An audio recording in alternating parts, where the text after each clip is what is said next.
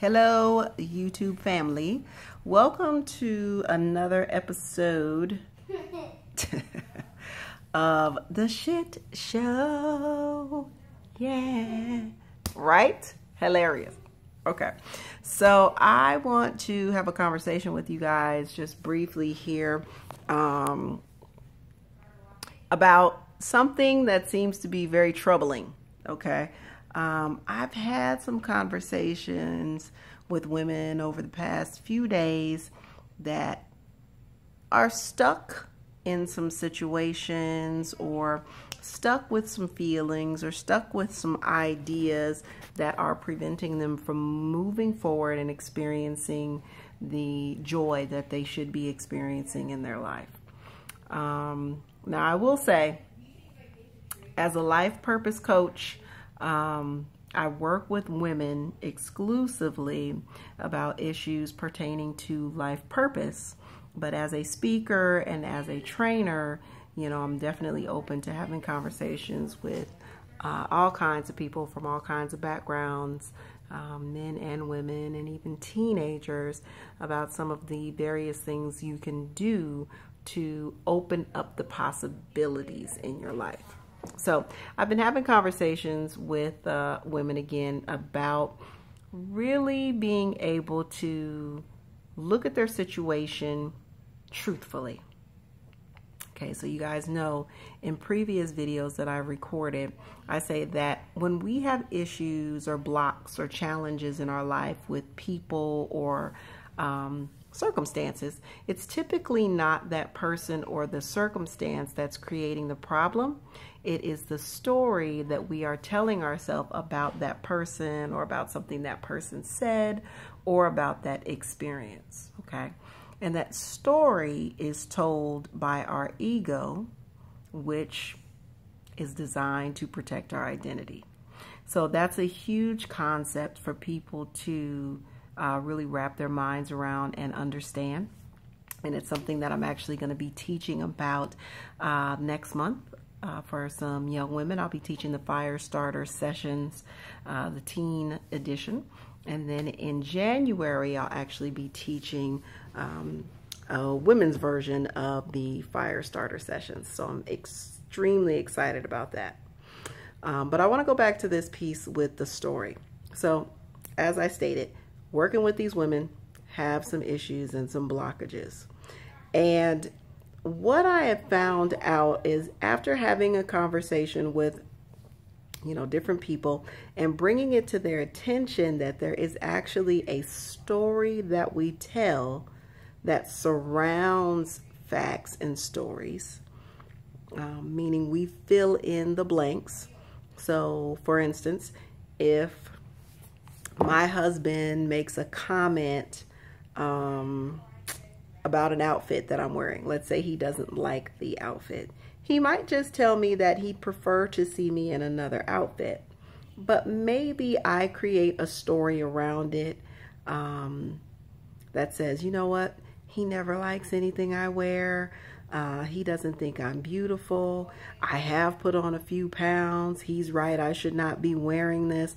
Like, all these thoughts start rushing into your head as a response to a comment that somebody has made. But again, we don't examine the facts.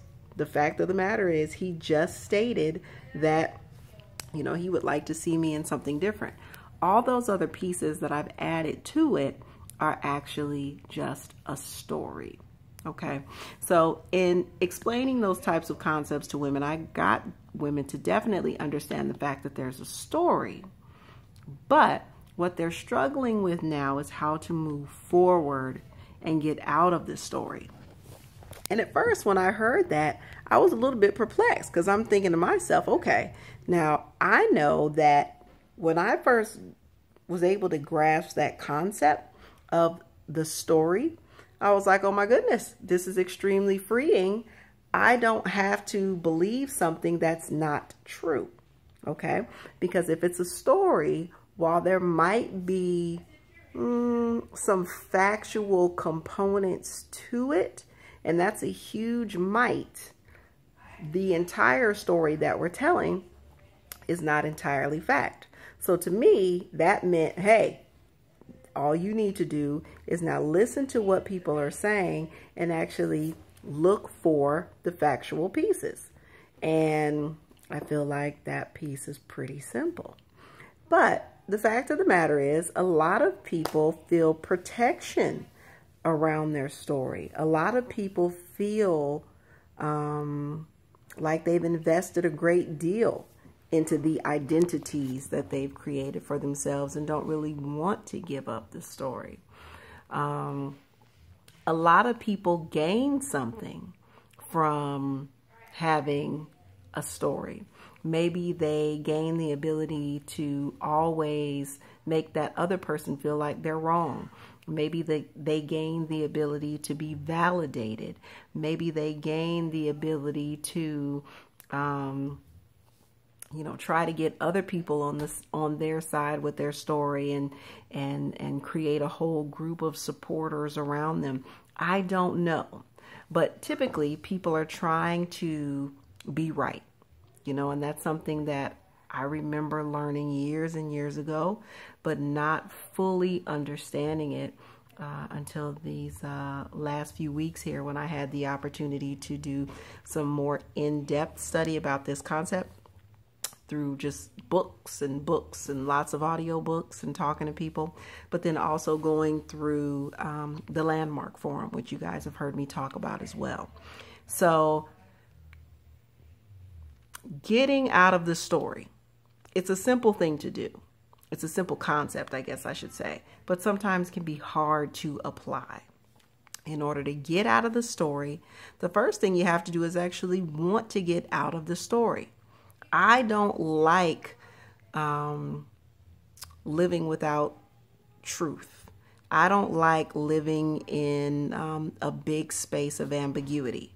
That doesn't mean I have to know everything that's going to happen before it happens, but I like to know, how to interact with people, how to deal with people, how to maneuver in relationships. And if I have this big convoluted story in my mind about who you are and the things that you've done in your past and all the things that you do wrong and all the poor decisions that you've made, then I'm going to deal with you accordingly. And that's not fair to you. And it's also not fair to me because I don't have the ability to really open up and be vulnerable, which is a whole nother, that's a whole nother basket of potatoes. Okay. But fact of the matter is, I just wanted to bring it to you guys' attention that there is a story that exists. Your ego is designed to protect you. Okay.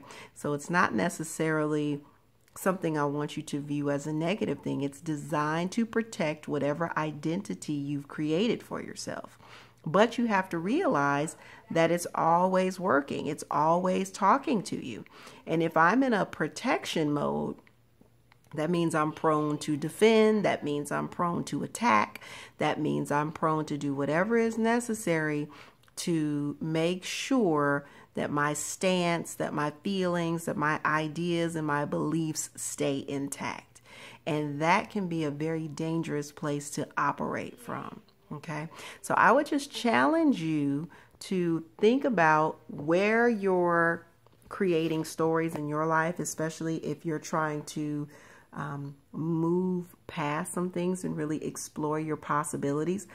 Think about situations in your life that you're tethered to, or experiences in your life that you're just almost like you're not willing to give up and let go.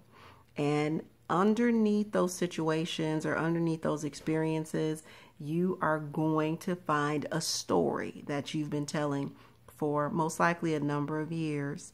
And as a result, you've built a lifestyle around it. You've built, not a lifestyle again, but you've built some actions and reactions in accordance to that story. And so what we want to start to do is really examine the facts and realize that you have a choice. You have a choice between what's real and a choice between your perception. Okay? Your perception is not real. You might think it's real because it's yours. But if it does not have the facts, everything you're adding to it is fluff and filler and could potentially be a very destructive force in your life and your relationships. So that's the first key to success. Moving past that requires a whole new element of just waking up and being aware. So we'll talk about that on a different day. But again, if you guys want to have me talk about this process a little bit more, I'd definitely love to. Make sure you leave your comments below and tell me how you feel about this concept. And if there's anything that you're noticing or anything that's coming up as you're really examining your life and going through this process. Until then, beautiful people, have an awesome night. All right. Bye.